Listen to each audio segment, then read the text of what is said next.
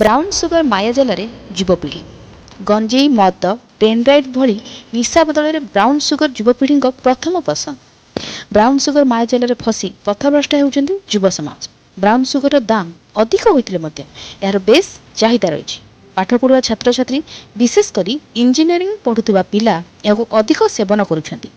ସେପଟେ brown sugar ବେପାର ଅଧିକ ଲାଭଦାୟକ ହେଉଥିବାରୁ ଏଥିରେ ମଧ୍ୟ ଯୁବପିଢ଼ିଙ୍କୁ ସାମିଲ କରାଯାଉଛି।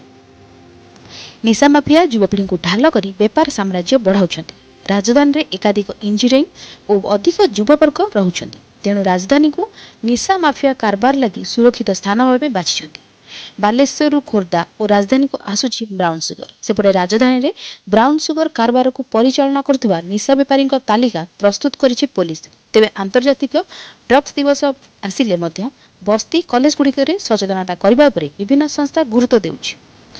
ବ୍ରାଉନ୍ ସୁଗର ଭୟାବହତା ବିଷୟରେ କୁହାଯାଉଛି, କିନ୍ତୁ ଉକ୍ତ ଦିନ ଯାଇ ରାତି ଆସିଲେ ଯଥାପୂର୍ବ ତଥା ପରମ। ସେହିପରି କରୋନା କାଳରେ ରାଜଧାନୀରେ ବ୍ରାଉନ୍ ସୁଗର ଅଧିକ କାରବାର ହେଉଛି। ଜାନୁଆରୀ ମାସରେ ଭୁବନେଶ୍ୱର ସହରାଞ୍ଚଳ ପୁଲିସ 630 ଗ୍ରାମ ବ୍ରାଉନ୍ ସୁଗର, ମାର୍ଚ୍ଚରେ 11.20 ଗ୍ରାମ, ଏପ୍ରିଲରେ 114 ଗ୍ରାମ ବ୍ରାଉନ୍ ସୁଗର ଜବତ କରିଛି ପୋଲିସ। ଅନ୍ୟପକ୍ଷରେ ଚଳିତ ବର୍ଷ ଅଦ୍ୟାବଧି ସାରା ଓଡ଼ିଶାରୁ ଜବତ ହେଲାଣି 16 କେଜି ବ୍ରାଉନ୍ ସୁଗର। ତେବେ ରାଜ୍ୟରେ ଧଳାଜହର କାରବାର ବଢ଼ୁଥିବାରୁ କ୍ରାଇମବ୍ରାଞ୍ଚର ସ୍ପେଶାଲ ଟାସ୍କ ଫୋର୍ସ STFକୁ ଅଧିକ ଶକ୍ତିଶାଳୀ କରାଯାଇଛି। କାରବାର ନୂଆ ଓ କୋଡୱାର୍ଡ ରସୁଣ। ନୂଆ କୋଡ୍ରେ ଚାଲୁଛି ବେପାର। ଧଳାଜହର କହିବା ମାତ୍ରେ ନିଶା ମିଳିଯାଉଥିଲା, ମାତ୍ର ବ୍ରାଉନ୍ ସୁଗରକୁ ଧଳାଜହର କହିବା ପରେ ପୋଲିସ ନିଶା ବେପାରୀଙ୍କୁ ଧରି ଦେଉଛି। ତେବେ ପୋଲିସକୁ ଚକମା ଦେଇ ପୁରୁଣାକୁ ବାଦ୍ ଦେଇ ନୂଆକୁ ଆପଣାଇଛନ୍ତି ବେପାର।